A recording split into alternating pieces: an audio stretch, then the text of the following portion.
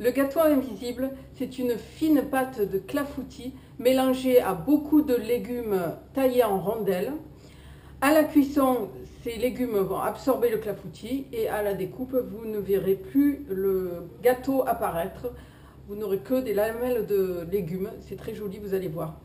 Donc aujourd'hui, bonjour à toutes et à tous. Nous allons réaliser sur la chaîne du Palais des Saveurs une version salée du gâteau invisible.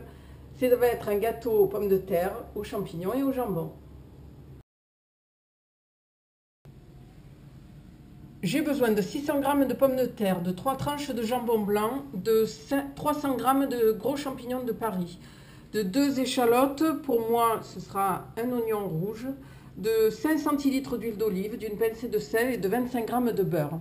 Pour la pâte, il me faudra 2 œufs, une cuillère à soupe d'huile d'olive, 10 centilitres de lait, 70 g de farine, un sachet de levure chimique, 2 à 3 pincées de sel, du poivre et pour le moule, de la farine et de l'huile d'olive. Je prépare ma pâte en fouettant ensemble les œufs, l'huile d'olive. Je rajoute le lait.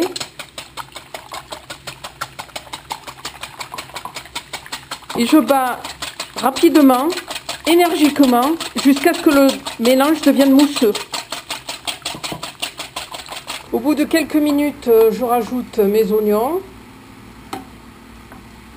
Je sale, je poivre et je poursuis la cuisson jusqu'à ce qu'il n'y ait plus d'eau dans la casserole. Voilà, le mélange est bien mousseux. J'incorpore maintenant la farine, la levure, le sel. Et je continue de fouetter pour éviter que des grumeaux n'apparaissent. Alors, à l'aide d'une mandoline, j'ai taillé finement mes rondelles de pommes de terre. Je les ai rincées et séchées dans un torchon. Je les mets dans la pâte, puis je les enrobe délicatement.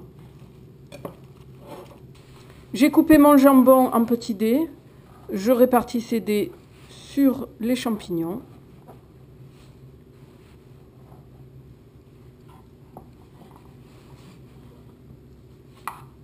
Aux pommes de terre, je rajoute les champignons et le jambon.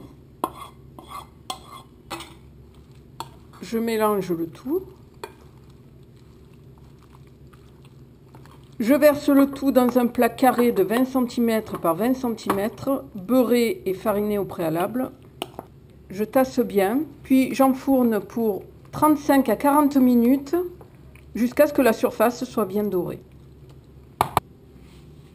Le gâteau est sorti du four. Bien sûr, je pourrais très bien le démouler. Je préfère le découper dans le plat. Voilà, j'espère que cette idée de plat complet à servir avec une salade ou pourquoi pas un accompagnement vous aura plu. Je vous dis à très bientôt. Je vous remercie de votre fidélité sur la chaîne du Palais des Saveurs. Et rappelez-vous que vous pouvez me retrouver 3 fois par semaine, le lundi, le mercredi et le samedi. À bientôt. Au revoir.